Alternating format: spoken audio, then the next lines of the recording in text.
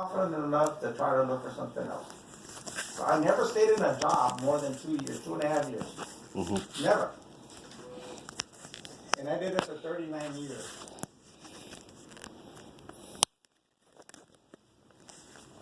But when I went in there, I was a real jerk about stuff, man. Right. I mean, I would talk to you nice, and I would do nice stuff and everything else. But don't get in my way, man. I don't want you to be in front of me. I always want you to be behind me. I wanted to lead.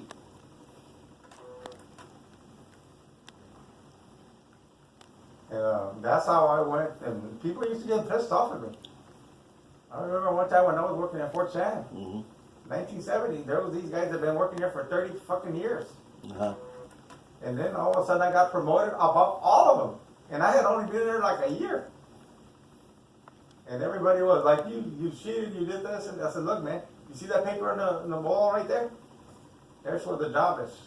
All you had to do was look at that paper and apply. They all filed complaints against me. All of them. And I became their boss. And that's exactly what happened, Gary. It was their responsibility to look at the papers. And the papers were put up every day, the job openings. And believe me, like I told you before. And this was on Fort Sam? Yeah, that was at Fort Sam. I was only like 21 years old, guy. And to me, I had 2 kids, I had a fucking house mortgage, and I wanted more money to pay for all this stuff. I wanted to pay it off. So $2.46, and then I went from $3.46 for the promotion. That was per hour? That's what you were getting per hour? Back in 1970. Hey, that's just crazy to say right now. What? I said, just the hourly rate that you're saying, I said, that's just crazy to hear. Well, with $3, gas was 30 cents a gallon. You could buy milk for 50 cents.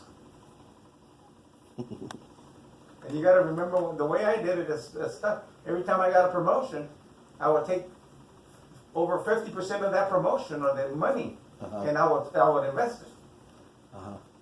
So if they paid me $3 and I was making $2.46, and all of a sudden they gave me $3, I would take that 50 cents and I would invest it someplace. If I didn't have the money, I didn't need to spend it. That was my philosophy. I never had fancy clothes, none of that crap or whatever. So that's why I was able to buy all the land and buy all the houses and buy the ranches. I never had a credit card, guy. Everything I do, I pay cash. I always pay cash. If I didn't have the cash money to buy a car, I didn't buy it.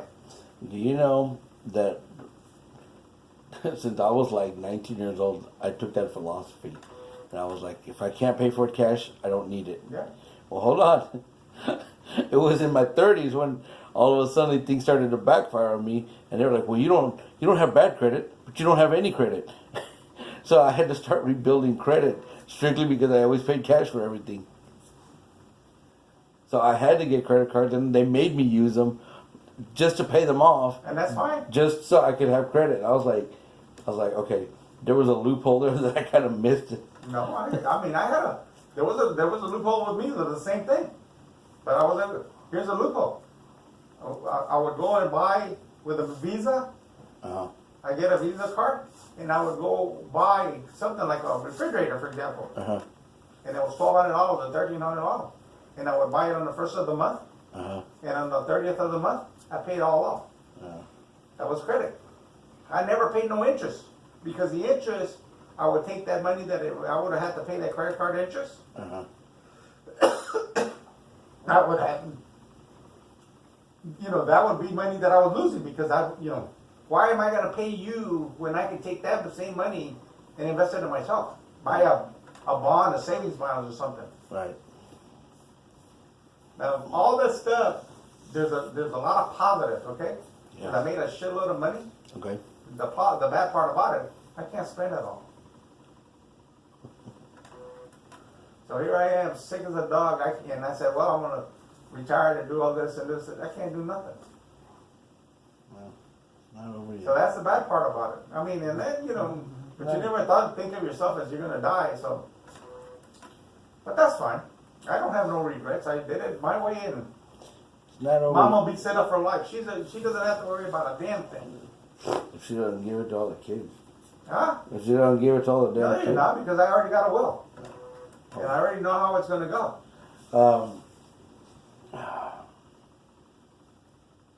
That's what I'm afraid of. I'm afraid that all the kids are gonna convince her, and Nope. It ain't gonna happen. that's my biggest fear. Not because one, they're gonna be just the way they have always been, and two, she can't tell them no. And that's fine. That's fine not to tell her no. I'm not, hey, she can do whatever she wants to do. I know, but it's gonna be the way Tío Meme was with Grandpa. It's like, hey, I need the money, and then never paid it back, and then Grandpa started struggling. You remember? I mean, I was there for that. No, I don't know. I don't know that stuff, and I don't care to know. I know. But anyways, it's that. I mean, it's not over for you yet. I mean, I understand, but even if it's not over for me, Gary, what I'm saying is, I can't travel. I can't do anything. Like I wanted to fix Kerrville. I can't do anything. I can't physically do it, and I want to do it. I don't want nobody to do it for me. I want to do it. I know. I believe you. You don't believe me. I know. I wanted to. That's why I wanted to spend $10,000 on the ranch. About 34 months ago to put a new fence. I didn't have to do it. No, that's just it. I got this. In Divine or in Kerrville? I did it in Natalia. Oh. I put a whole new fence in the back. Oh, I didn't even. Oh yeah. When that guy came and knocked all that stuff down. Yeah. Oh yeah. I said, shit, I got the money, I can do it. That's why Mom wanted a car, I went and got her a car. It wasn't no big deal, fucking deal. That's why I helped Cheyenne. I said, Cheyenne, this is it. When we went to the car dealer, the guy said, well, you co-sign. I said, no. You got it all wrong, brother. She's going to sign for it. She's going to pay for it. All I'm going to do is do this. I didn't have to do it, and I did it. I know that. It's just like Dakota. Dakota's staying on Mom's house. Dakota's getting the rent for nothing, almost nothing. I can't even, with the money Dakota's paying me, I can barely pay the taxes on the house. But that's fine, because I can afford to do it. I know that. With anybody else, say, fuck you. I want to sit like I told Mom. Oh no, I did. If Dakota moves, we got two options. We can do whatever I put in the will and give the house away, or sell it. I know. I just love listening to you. I told you, I think to me, I think people are damn fools, man. When I tell them, hey, this is what I want for the house, man, and you don't know what the size of the house, the construction of the house, and all of this stuff, people look at it like, what's a bad neighborhood, and this and that, and this, and man, you guys, and in my mind, I keep thinking, man, you guys are the dumbest motherfuckers in the world. I mean, you don't know what you got, what I'm giving you guys. Yeah. No.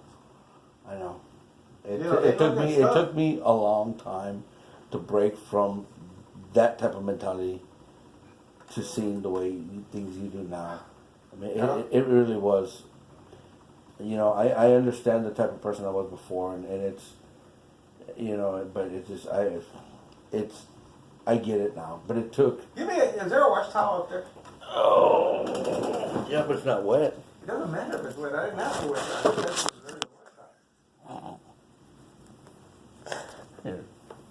There you go.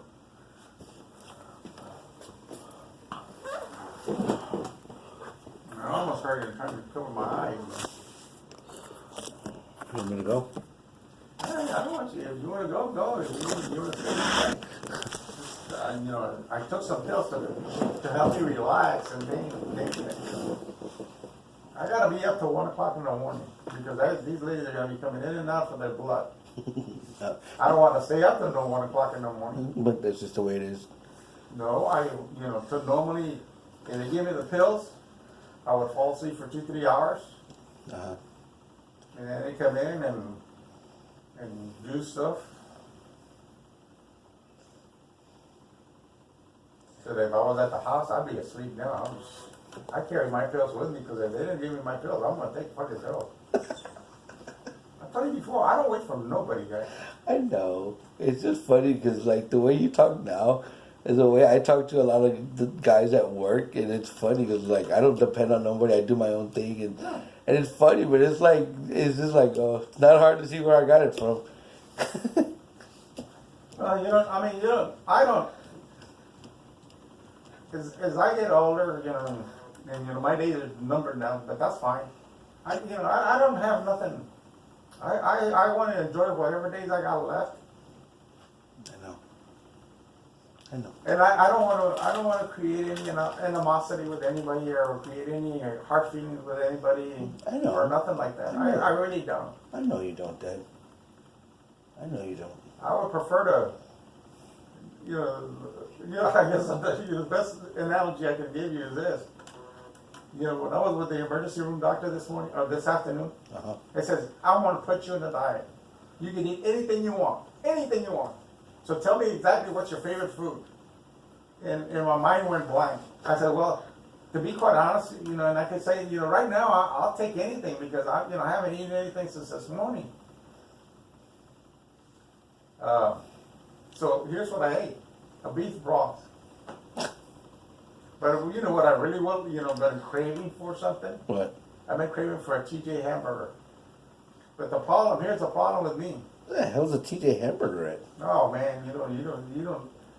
The problem with me is this: if it is not hot, right on the grill, right then and there, you won't eat it. I won't eat it. La manteca. It just won't go with me. Oh, it coagulates. Or it congeals. It just doesn't. My dad, used to make hamburgers. Okay. When I was a kid. Okay. And my dad used to make the hamburgers, and he had this pan in the stove, and he used to cook the buns and all that other stuff. Yeah. And he could give it to us right right then coming out hot, really nice. It was. I could sit there and eat 15 of them motherfuckers, man. I'm dead serious. That's your comfort food? My dad was always a good cook about stuff like that. Yeah, I know.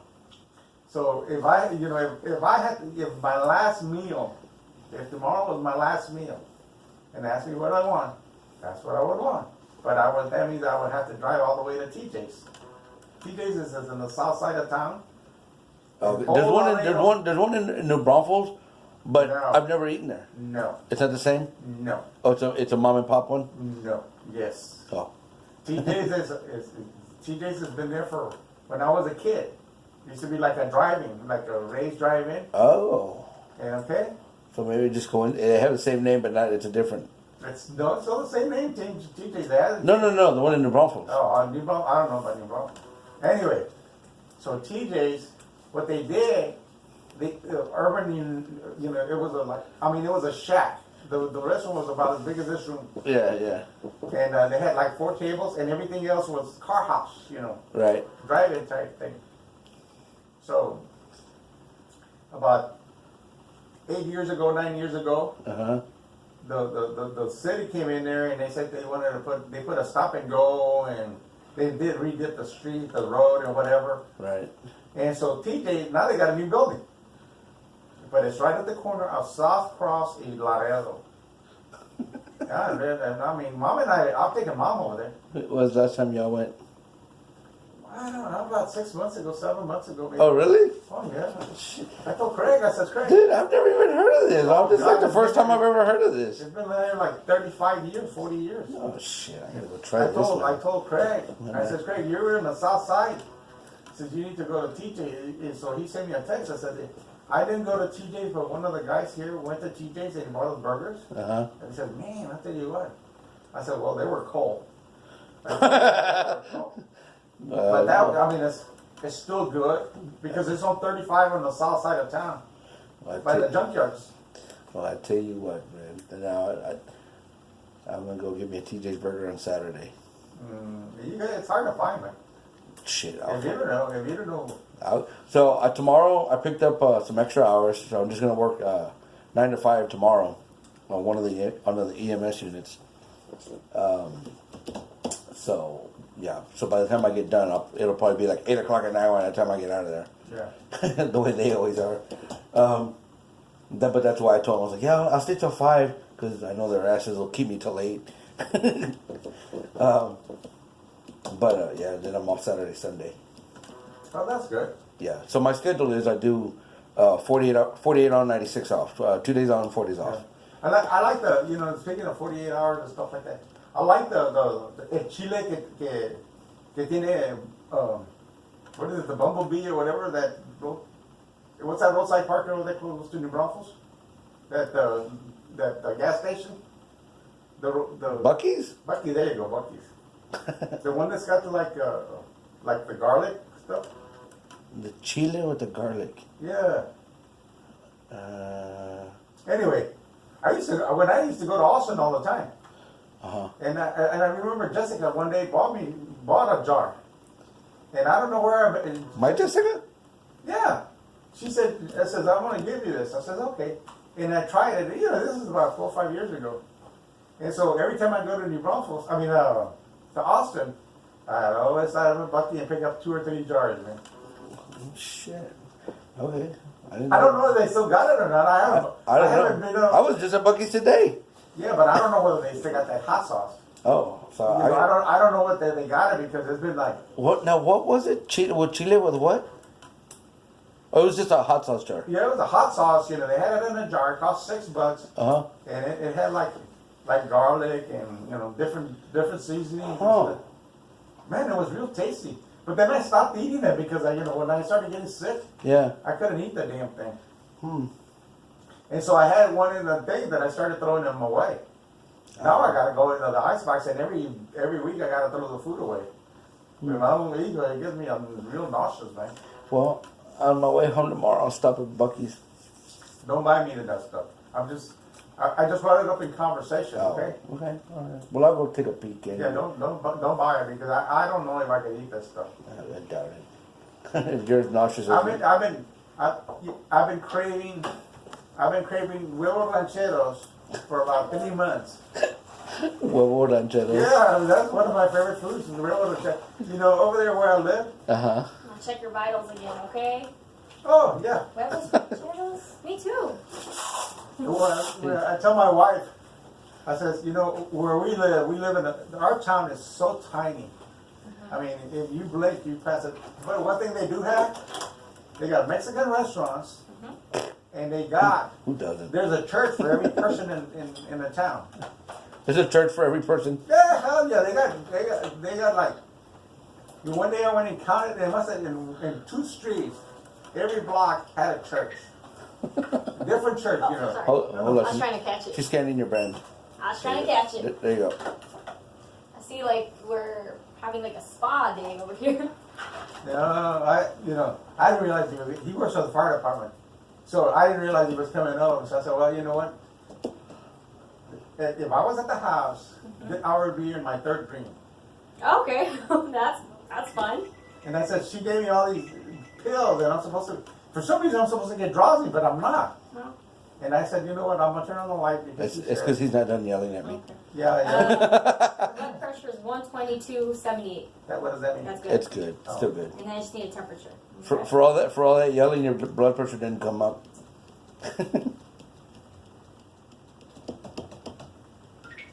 All right, 98.3.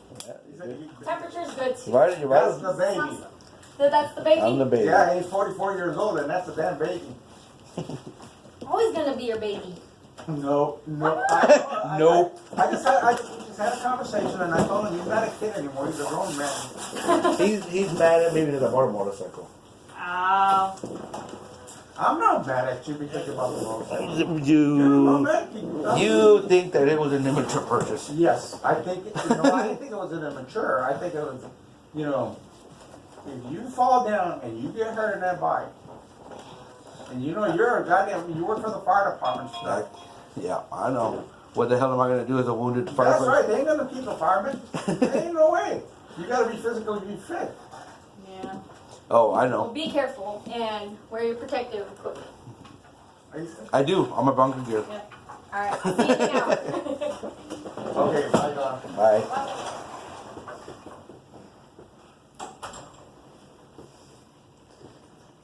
I know.